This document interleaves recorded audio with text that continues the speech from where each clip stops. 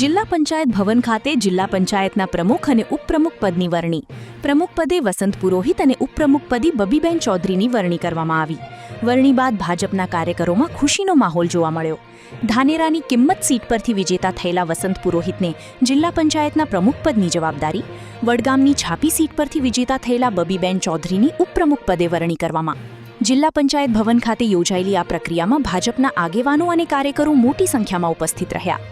વરણી બાદ ભાજપના કાર્યકરો દ્વારા ફટાકડા ફોડી અને એકબીજાને મીઠાઈ ખવડાવી જીતની ખુશી વ્યક્ત કરી. હોદ્દેદારોએ જિલ્લાના વિકાસના કામોને વધુ વેગ આપવા અને ગ્રામ્ય વિસ્તારોમાં સુવિધાઓ પહોંચાડવા પ્રતિબદ્ધતા વ્યક્ત કરી હતી.